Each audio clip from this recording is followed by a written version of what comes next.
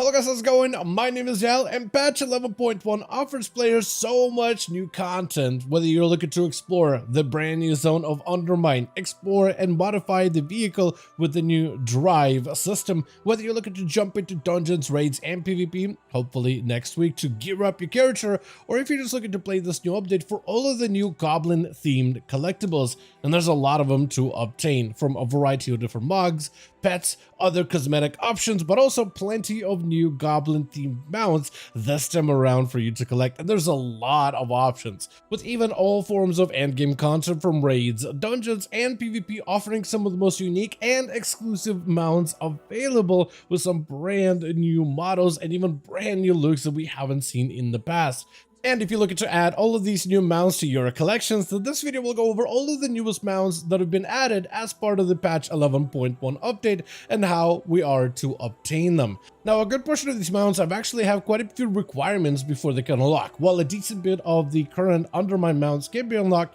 right now, a lot of them will be made much less grindier once you unlock certain requirements within the Renown track. One of those mounts, and a couple of them, actually are locked behind a secretive Goblin faction, not the Steam Weedle, Blackwater, Bilgewater, or Ventrico, but a fifth Goblin cartel that we haven't been able to discover even on the PTR realms that have been kept hush-hush by Blizz. And the rest of these mounts will be locked behind Season 2 content, which begins next week. So keep that in mind as we go over the entire list of all the new mounts added for the patch 11.1 of Undermine. As always, if you want to see more regular updates for 11.1, be sure to follow the channel and subscribe. But otherwise, let's dive right in. Now, when going over the mounts available for 11.1, I first wanted to start with the zone of Undermine itself, because the zone itself has a couple of different ways for you to be able to earn mounts, though not too many. Even though the zone is filled with treasures and rares and events happening constantly all throughout the Undermine, only a handful of them are a source of potential mount rewards. First would be the Scrap Heap, which is an event that moves around the map constantly. There's always one that's available and active, and from there you have a chance to potentially have a really low drop rate of looting personalized Goblin S.C.R.A.Per. Players are apparently reporting the fact that they are able to start getting the mount right now just through the basic scraps, but a lot of the scrapping for the mount will be a little bit more efficient once you have the Renown rank of 11 for the Scrappy S.C.R.A.Per 3, which allows you to find gunk covered thingies, which is an item that has one of the better chances for you to be able to get this mount based on what we can tell. But apparently there's also a pretty low chance to be able to get it just from some of the base boxes that are available during the scrapping event. To earn the scrap currency, specifically called empty Kaje Cola cans, all you have to do is go to a scrap heap and then right click it to start digging through the scrap. You also have a couple events like putting out the fire, cleaning out the trash, kicking a couple boom bots away, but for the most part you just stand there and dig through the scrap until you get enough currency. And then you can trade about 333 of it for one of the very baseline boxes, and players are reporting that they have bought like 8 or 1 or sometimes 30, and they either have gotten the mount by their 8th or by the 10th, or are still looking for it right now. So the RNG on these seems to be kind of all over the place, but it gives you a chance to potentially be able to get the mount from the scrapping activity. Plus, it also awards you quite a bit of Valor Stones, so if you're behind on Valor in preparation for Season 2, that could be potentially a good activity to do on an alt character. Now, while you're scrapping, there's actually a chance, well, right now it doesn't seem to work properly and may be linked to a Renown track activity, but the Scrap Heap also has a chance to spawn a rare that could potentially grant you the mount called the Salvaged Goblin Gazillionare flying machine. Kind of a mouthful, but it's supposed to have a chance whenever you go to the scrapyard and you fill the bar to 500, which is maximum, and if you have a bunch of other players there, that's generally pretty easy to do. It's supposed to spawn a rare that, at least right now, isn't spawning, might start spawning potentially by next week, but it's meant to spawn at least over on the PTR, and when players do slay it, there's a chance, a very small chance, a daily chance for you to be able to get the Salvaged Goblin flying machine, the yellow variation, which gives you another reason to do the scrapping activity at least once a day once the rare is confirmed to start spawning, hopefully by next week, or potentially it'll be hotfixed sometime throughout this week if this thing is meant to be spawning right now, this very moment. Now, another mount that you could potentially obtain, which players were not able to do in PTR testing because there was quite a few limitations on the Renown track, is a purple variation of the personalized Goblin S.C.R.A.Per called the Violet Goblin Shredder. And this one you will do through the shipping and handling activity that you can do from your hot rod vehicle, where you do deliveries but also other activities throughout Undermine. However, it might also be linked to Renown track as well, as there is a Renown track at 12 Master Negotiator that allows you to get additional rewards from shipping and handling, so that might be necessary. The Renown tracks and Renown functionality was a bit limited for us over on the PTR. Not all the rewards were working, and there was no way for you to really boost the Renown track so you could properly test it out back when the content was as part of the development cycle. So it's not like anybody was really able to get the mount to guarantee confirm their drops. But from everything we found when it comes to data mining, it does drop from shipping and handling, either from a base task once you reach certain renown level, or from surge pricing events, which can give you additional rewards, especially if you get that purple bonus box when you can fill out the shipping and handling through, I think, 150 different activities all across players within the zone. But that potentially is where the reward may come from once you reach certain amount of renown. Besides this, there's also one more rare drop that could drop you the mount, and that'll be a rare that's found way in the south, kind of like between the heaps and the vat works. In this spot right here, there'll be I guess a pool filled with oil, and you're supposed to be able to summon a rare called a Darkfuse Precipitant. However, this rare seems to be locked behind the Darkfuse cartel, a secretive cartel which we don't have access to right now, as it is a cartel that's not listed originally. It's not Bilgewater or Blackwater, Steamweedle, or Ventrico, which are the 4 cartels that we can interact with. It's actually a 5th cartel that's right now a little bit of a adversary cartel. But this Darkfuse cartel does have its own renown track, its own set of rewards, and even the cost, as well as the quartermaster that we're able to data mine. But how to unlock this cartel has been secretive, and they're likely trying to keep it on a hush-hush until maybe seasonal content arrives a little bit later down the line. But to summon this Darkfuse Precipitant rare, you do need a very specific item that you would get from the Darkfuse cartel, which as of this moment we can't really interact with right now. But be sure to check in the southern part of the map whenever this rare does begin to spawn, once somebody discovers how to interact with the Darkfuse cartel, because you know this rare is going to be up all the time, as it drops the unique item of Darkfuse Spy-Eye, which is a dark version, or Darkfuse I guess version, of that flying mount that we saw from the scrap heap, which is actually apparently a very rare drop based on what we're going to be able to data mine over on the PTR. Though the rest of the mounts on this list will be someone that you can work towards, either from certain reputations or certain factions, or you'll be able to work towards these mounts because they're part of seasonal content like dungeons or raids or PvP. So the rest of the mounts don't really have RNG, but rather have some sort of a grind behind them, or require you to slay certain bosses or achieve certain achievements within seasonal content of 11.1. And I first wanted to go over all of the renown rewards that you'll be able to work towards, and there's plenty of them between all the goblin cartels, with the main renown quartermaster from a hyena, the violet armored growler, as well as later mounts you can get like the top skimmer special. And then we have each individual cartel from the Bilgewater, Blackwater, Steamweedle, and Ventrico that have their own mount rewards as well. From the Crimson Armored Growler, available from the Bilgewater Quartermaster. From the Steamweedle Laboratories, you can pick up the green mean flying machine, which gives you the green version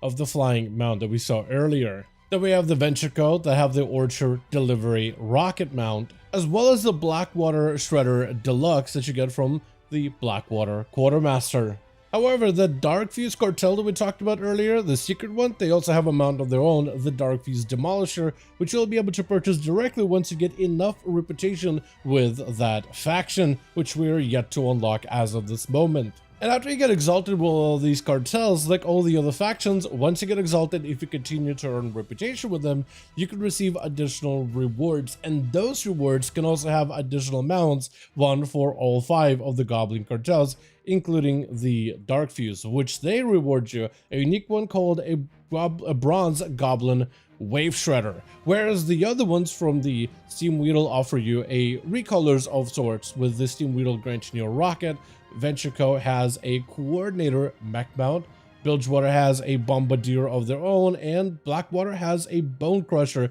which is a mix of hyena, the flying mech, the suit mech, and a rocket, but in a different color variations. Besides this, however, we also have a mount, a vendor, that you'll be able to obtain technically now, but it's a long arduous grind, but it'll be made much easier once you can go dumpster diving within Undermine, as you'll be able to get a unique item, or at least you'll be able to get it a lot more often, called Miscellaneous Mechanica,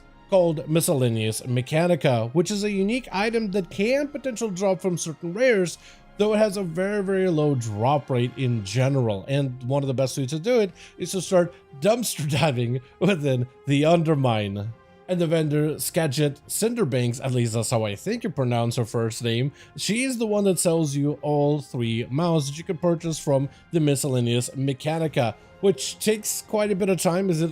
has you collect 25 of them. Just doing rares, I got maybe 5, and it took a very long time for me to collect, but apparently it gets much easier once you start dumpster diving. And there's 3 mounts you can collect from: a red version of a mech mount, a black fuse looking rocket mount, as well as a blue version of the flying mount. Each one is going to set you back 25 Miscellaneous Mechanica, but it's definitely something to keep worth in mind that the vendor does exist. However, the vendor also has a questline called The Crew, and you will first need to complete this questline before you can unlock her as a vendor. So at least do this on your main character or on an old character that's still looking to get more Valor Stones. It's not the longest questline, it is actually one of the more fun ones, one of the more fun side quests around the Undermine. Definitely worth doing if you're looking to pick up more mounts later down the line. Another thing to note here with these mounts is they're actually binds when used, not binds on pickup, how majority of the mounts are within Undermine. So right now, while nobody's been able to try it on the PTR back when this was available, because nobody was able to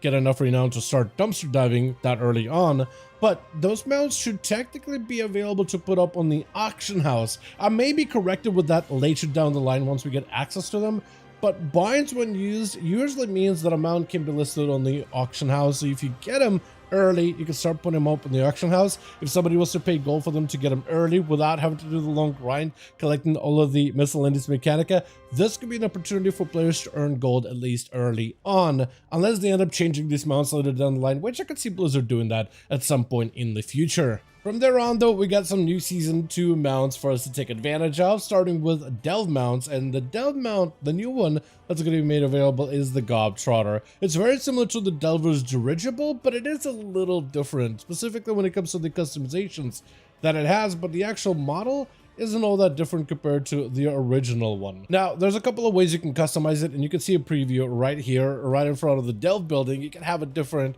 I guess, snout with a harpoon. You can have flamethrowers for wings, and you can have a balloon if you don't like the rotor top. And all those customizations are nice, but they don't really stand or hold a candle to the golden version, which is gonna be the unique one that you can obtain by defeating the new boss of the Delves within Season 2. With the Season 1 for Devil's Dirigible, for the Void one being Zekvir, this time around we got a different nemesis, a different boss enemy for us to take on, and it awards you the golden version of this mount, which looks absolutely fantastic. Also has unique animations and this little shine effect that it has. It looks very good, and I've always been a sucker for solo challenges within WoW, from Mage Tower to other challenges in the past, and I'm very excited to get my hands on this one as soon as possible. Raiders can expect a variety of new mounts that they will be able to earn this time around, with them really giving Raiders a lot of cool new rewards, from a very basic version of a mount that you can obtain from Chrome King Gallowix, which is the prototype ASMR, which is very similar to some of the other flying mounts, but it has flamethrowers in the back. You have cool new animations with the whole sound sonar, and a nice comfy chair to ride at the top as well. So it definitely does have its own unique look, and this will be an extremely rare mount that you have a chance to obtain, I believe, in all difficulties of Gallowix. To confirm Raid Finder, you will be able to obtain it even on Raid Finder. But Gallowix also has a much better version of that mount that's more of a guaranteed drop, and that is the keys to the Big G. This is the mythic mount, or the mythic version of his mount, which is brand new, very unique, and definitely someone that a lot of players are going to be coveting after. And the way that you sit on it, you have like a little chair at the top instead of sitting on the inside, kind of like how Gallowix did. But it definitely looks like one of the best mounts I've seen in a very long while, and definitely one of the more unique ones that really fits the whole Goblin theme aesthetic that we got around for this season. However, you also will get access to the Gazillionare bonus Renown, which is kind of like a catch-up mechanic just for raiders specifically. Instead of offering us just a bonus quest that you turn in for a bunch of bonuses from within the raid, you actually will have its own Renown track for raiding within 11.1 that advances either as the slave bosses or just automatically advances every single week for participating. And from there, you'll be able to get 3 additional mounts. One of them being basically like a Darkfuse version of a rocket, also a Darkfuse version of a hyena, as well as the Mecha T-Rex mount, which right now, whether it's on PTR or on live game, doesn't seem to want to show up. But basically, if you take a look at the fight from the Liberation of Undermine, the Cauldron specifically, this guy right here, yeah, Florendo the Furious is actually said to be a mount reward from that Gazillionare Renown track just for raiding within 11.1. So if you're not raiding in 11.1 for Season 2, whether casually through LFR or competitively with normal, heroic, or maybe progressing through Mythic, this might be your season because the mount that it offers you is definitely one of the most unique ones that's been made available in a very long time. Then, lastly, raiders also have access to the Glory of Liberation of Undermine Raider achievement, which has you complete a variety of different achievements while within the raid, which usually are not that difficult and can be achieved either on normal or heroic difficulty. And the mount reward for that one is Junkmaster's Magneto Mech. And while the mech doesn't actually have a mount model, we do know that it's going to look just like Styx's Bunk Junker's mount. So the mech that he's riding, yeah, that is at least confirmed to be the mech reward or the mount reward that you'll be able to obtain for Liberation of Undermine achievements. Moving on from raiding, we got Mythic Plus Dungeons, and with every single season of Keystone Master, we have a brand new achievement for KSM, which is the Crimson Shredder Tank that you'll be able to obtain for getting 2,000 score with an M+ for Season 2, which isn't the most difficult, though not everybody is on the same playing field when it comes to obtaining mounts, but Keystone Master is definitely very doable and very obtainable. Though if you're someone who's looking for a big true challenge for M+ dungeons, you can always try pushing Keystone Legend, requiring you to achieve 3,000 score for a season, which is a little bit harder, a lot more difficult than usual for the enterprising Shredder Tank, which is like a Darkfuse recolor. What this one is red, almost like Bilgewater colors, this one has the Darkfuse color scheme, which I'm very excited for. The fact that M+ers have a higher difficulty reward, very similar to how raiders have the Mythic raid mount. And Mythic Pluses basically have the same thing this time around, which is going to be super exciting, and I wonder how many more players are going to be encouraged to push through some of the higher Keystone seasons this time around in order to be able to obtain even more awesome rewards.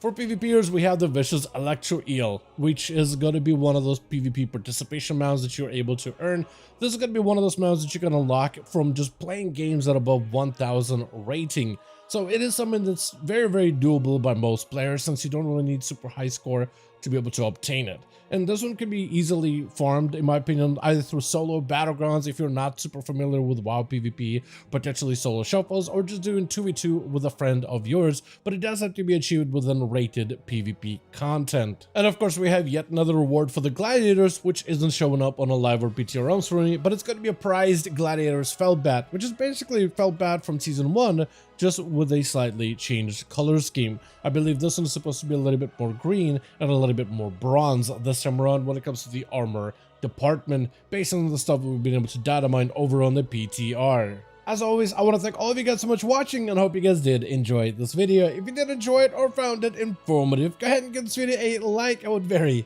much appreciate it. Join our Discord community in order to keep up with all the discussions happening regarding all of the new happenings around 11.1 updates. Also, let me know your thoughts in the comments down below. And as always, I'll see all of you guys in the next one.